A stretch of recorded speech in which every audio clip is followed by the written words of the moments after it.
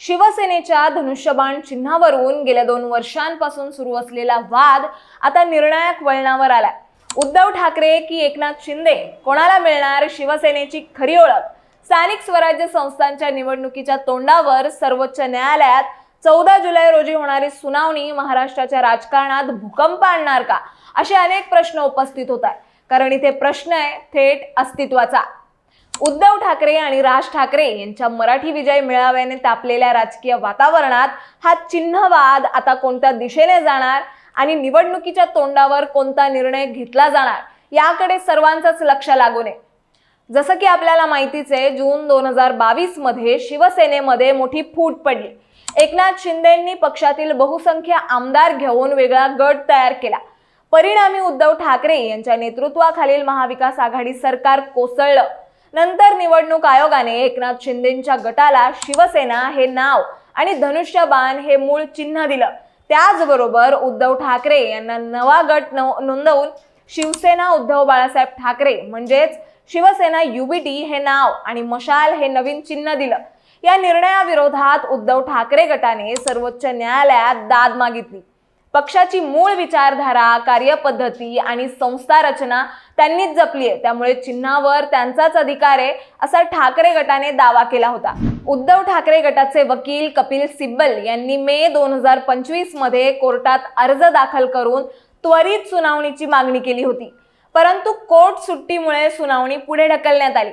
त्यानंतर आता कोर्टाने 14 जुलै रोजी या प्रकरणावर सुनावणी ठेवली आहे। याचिकाकर्त्यांचा असा युक्तिवाद आहे की चिन्ह फक्त बहुमताच्या आधारावर नव्हे तर पक्षाची मूळ ओळख, विचारधारा आणि ऐतिहासिक भूमिका पाहून दिलं पाहिजे।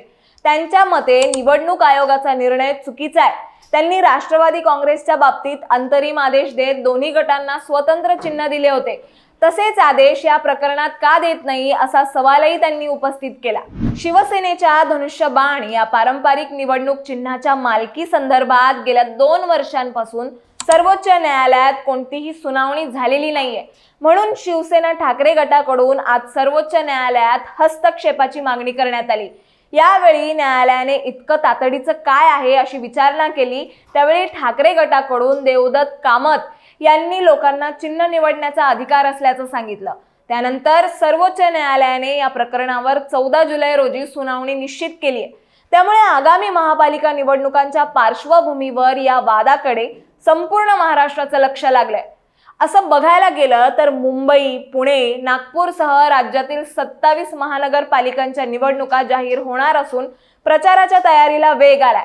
उद्धव ठाकरे गट आणि शिंदे गट दोघेही स्वतंत्र चिन्हावर निवडणूक लढवणार आहेत। मात्र अंतिम निकालावर चिन्ह बदलल्यास जनतेमध्ये संभ्रम निर्माण होऊ शकतो। त्यामुळे ठाकरे गट सर्वोच्च न्यायालयाकडे अंतरिम आदेशाची मागणी करतंय। शेवटी काय, 14 जुलै रोजी होणारी सर्वोच्च न्यायालयाची सुनावणी या चिन्हाच्या वादावर महत्त्वपूर्ण ठरणार आहे।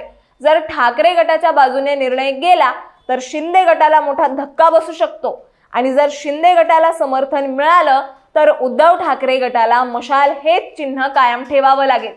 तुम्हाला याबद्दल काय वाटतं हे आम्हाला कमेंट्समध्ये नक्की कळवा आणि अशाच माहितीपूर्वक व्हिडिओ बघण्यासाठी लगेचच सबस्क्राइब करा प्राईम टाइम महाराष्ट्रला।